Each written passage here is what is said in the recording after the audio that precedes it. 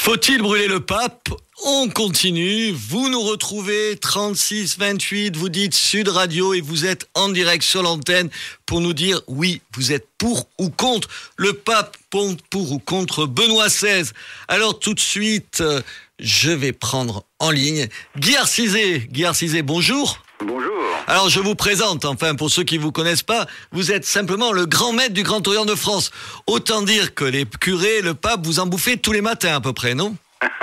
Je viens juste de finir mon petit déjeuner. Ah, je suis rassuré. Mais le pape est un peu indigeste, au niveau, pour moi, vous sur le êtes pire encore que ce que je croyais. Et ceci dit, je crois que, heureusement, nous ne sommes plus à l'époque où l'on brûlait les gens, ni le pape, ni Galilée, Moi, je réclame quand même un certain droit à l'indifférence vis-à-vis de ce genre de problématique qui me paraît très lié à la spécificité de l'Espagne, qui a un vieux contentieux avec la religion, qui date de très très loin, bien sûr, et puis vous avez évoqué tout à l'heure, je vous ai écouté, le franquisme, etc. Donc il y a là quand même, à mon avis, une espèce de coagulation, de rancœur. Attendez. On jette le bébé avec l'eau du bain. Guy Arcizé, juste, oui. Act Up Paris, c'est pas l'Espagne là. Oui. Qui le traite d'assassin, qu'est-ce que vous en dites ? Oh bah écoutez, ça c'est leur que c'est des crétins. Ça, c'est leur problématique. Non, moi, je juge pas comme ça. Je ne brûle pas le pape, mais je ne brûle pas non plus, comme vous êtes en train d'essayer de le faire, ces détracteurs. Attendez, assassin. On a le droit de dire... Vous voulez que je dise que vous êtes un assassin, vous ? On a le droit de dire ce que l'on veut, sur qui l'on veut, et moi, je pense que à ce niveau-là, il faut une tolérance mutuelle. Moi, ça me paraît très important, vous savez. Je suis en train de vous prêcher, pardon pour le mot, une espèce de tolérance qui, moi, sincèrement, je crois que... Attendez, la tolérance, elle est... Attendez, Guy Arcizé, je vous connais. Vous êtes quelqu'un de tolérant, mais autour de vous, il y a plein de francs-maçons qui le détestent, Benoît XVI. Il y a tout un tas d'associations qui se mobilisent contre lui. Il est traité de tous les noms d'oiseaux. Vous avez vu qu'est-ce qui s'est passé à Madrid hier, mercredi, pédéraste, nazi. Vous n'avez pas envie de le défendre un petit peu, d'une certaine façon ? Non, moi, ça me fait rire. Ah, moi, ça me fait pas rire du tout, honnêtement. Cette outrance est des deux côtés, Cette outrance est des deux côtés. Et j'ai entendu parfois... Vous savez, moi, j'ai jamais excommunié les catholiques, Je vous le rappelle, ça n'a pas été le cas, par contre, dans le sens inverse. C'est vrai que c'était plutôt eux qui vous excommuniaient, voilà. Ça, je vous l'accorde volontiers. On est ostracisés, on est montré du doigt. Oh, ça va. Montrer du doigt, vous pesez sur toute la société, on vous trouve partout, il faut quand même pas rigoler, Ah, c'est bien que vous me disiez ça, et j'aimerais beaucoup que vous ayez raison. Mais ceci dit... Quel culot.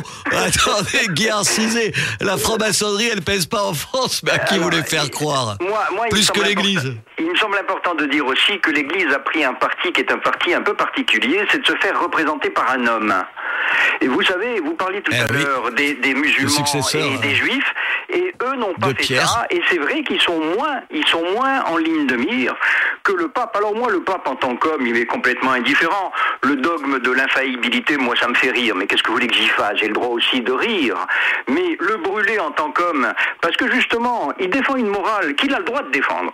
Moi, je suis très clair à ce niveau-là. Vous êtes d'accord ? Il a le droit de dire ce qu'il veut et il est dans son rôle. Ah, enfin, un franc-maçon raisonnable. Il défend une morale. Ah, absolument. Et je n'ai pas la même morale.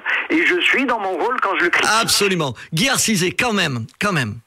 Vous avez vu des centaines de milliers de jeunes dans les rues de Madrid qui vont acclamer un vieux monsieur de 84 ans.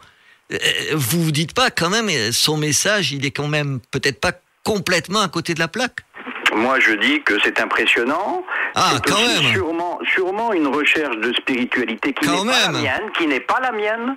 Je le dis bien, mais une vraie recherche de spiritualité chez ces jeunes, moi je crois que justement ça met en lumière l'absence totale de spiritualité dans nos sociétés, et l'Église et les religions comblent là un vide que nous, en tant que francs-maçons, on essaye aussi de combler. On essaye de dire qu'il y a une autre spiritualité que la spiritualité religieuse, c'est important de le défendre. Voilà, c'est tout. Mais on ne s'assise pas, nous, la spiritualité religieuse. Elle est parfaitement dans son rôle. C'est clair. Que le pape dise des âneries, c'est son problème. Mais comme les francs-maçons. On n'a pas le droit, on a le droit de le critiquer pour ce qu'il dit, mais pas pour la forme. Après tout, la forme, il l'a choisie. Il a été nommé dans des conditions que moi, je trouve un petit peu encore modestes. Oui. Mais voilà. Attendez, on pourrait parler de comment sont nommés les grands maîtres du Grand Orient de France. On en parle tout à l'heure, 36-28, Sud Radio. On se retrouve dans quelques minutes.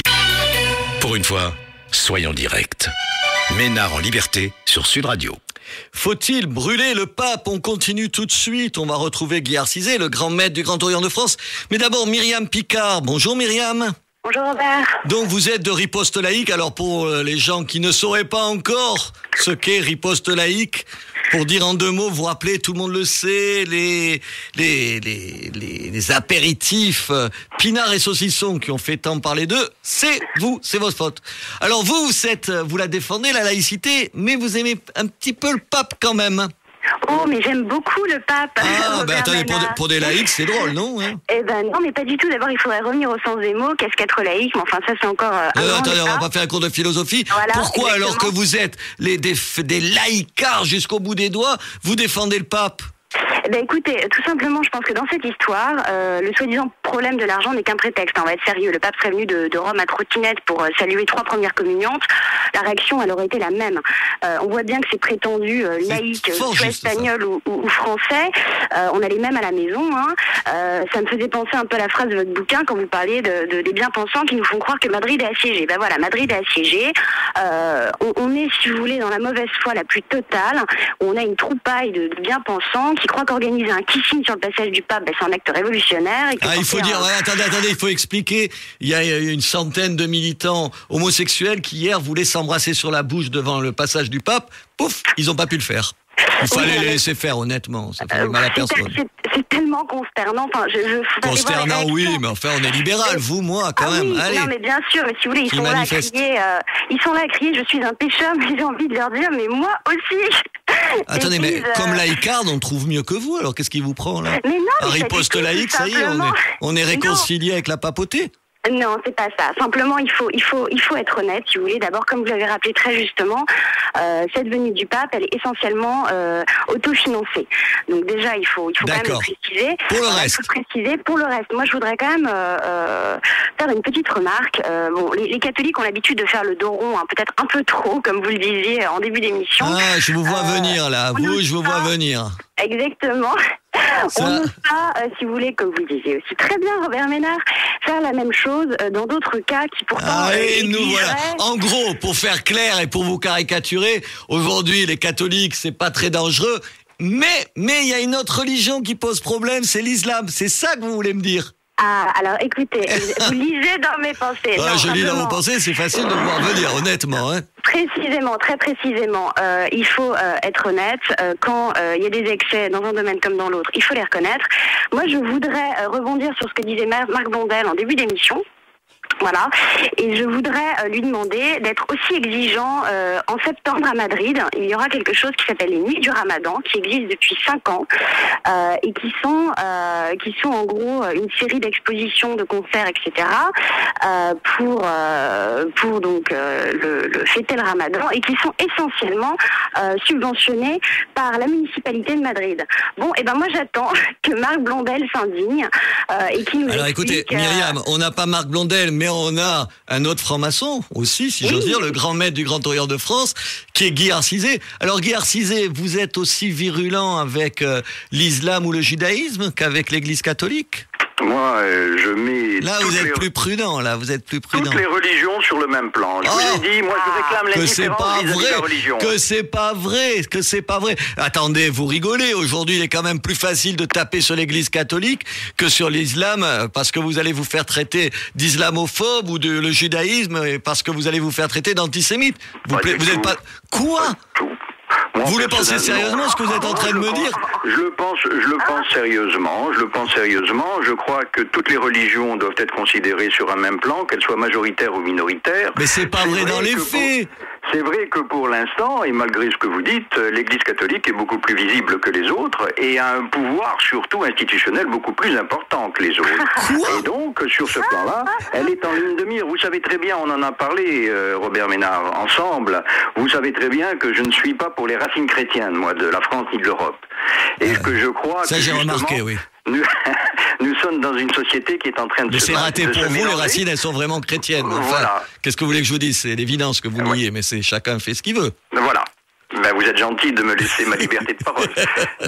Non, mais honnêtement, Guy Arcizé, aujourd'hui, vous n'avez pas l'impression qu'il est de bon ton, facile, commode, de taper sur les cathos, en gros, et sur le catholicisme? Mais ce type de jugement moral, si vous voulez, m'intéresse pas. Moi, ce qui m'intéresse, c'est que chacun puisse exercer sa foi en toute tranquillité et sans agressivité vis-à-vis des autres.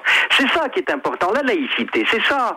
C'est pas de dire que les uns sont mieux que les autres, ou qu'à l'heure actuelle, on stigmatise plus les juifs et les musulmans, ou les musulmans en particulier que les catholiques. Le problème n'est pas là. La laïcité, c'est la permissivité pour tous d'exercer sa foi ou sa philosophie en toute tranquillité. Et je vois pas très bien la polémique qu'on est en train d'essayer de monter en disant qu'on ne peut pas dire sur l'islam. On a dit, moi je suis pour la liberté de parole vis-à-vis de l'islam. Les caricatures qui avaient eu lieu vous aviez défendu le fait qu'on puisse les faire. Absolument, c'est vrai. Écoutez, je rappelle d'abord, pour ceux qui veulent participer à l'émission, 36-28, toujours Sud Radio. 36-28, vous dites Sud Radio. Alors, on va entendre quand même quelqu'un de l'église, quand même. Il en manque un. Jacques Gaillot, vous êtes là? Je suis là. Il faut dire que, alors, attendez, de l'église, je ne sais pas comment vous présenter, évêque, mais je dirais quasiment évêque dissident. Ça n'existe pas, alors attendez, personne, tout le monde sait que vous êtes dissident, que vous êtes marqué du fer rouge par cette église. Mais quand même, allez, soyez gentil, monseigneur, vous allez le défendre, Benoît XVI ici. Je voudrais un avocat de Benoît XVI maintenant. Écoutez, je pense que l'Espagne, c'est un État laïque et les privilèges d'une église sont mal perçus. Vous êtes terrible! Mais attendez, pourquoi vous n'allez pas manifester contre sa venue à Madrid tant que vous y êtes? Et je crois que, vous savez, l'honneur de l'église, c'est pas d'avoir des privilèges et d'être bien vu avec les puissants, c'est son lien avec les pauvres de la société.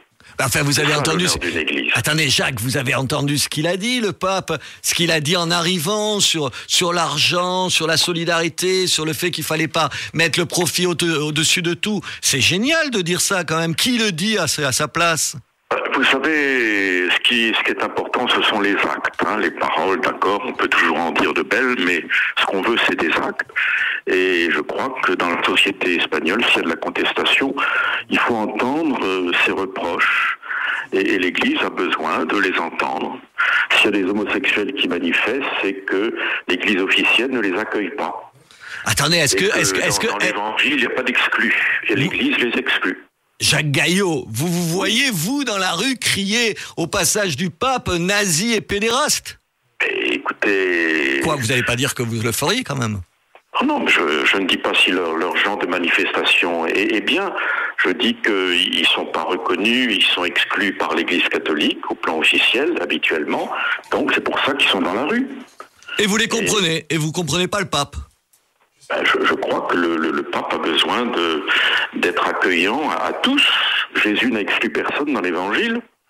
Ah oui, écoutez, comme défenseur du pape, on fait mieux que vous, monseigneur, quand même. Je ne suis pas là pour défendre le pape. Je suis pour que le pape soit évangélique, à la suite du Christ, comme nous tous, on essaye.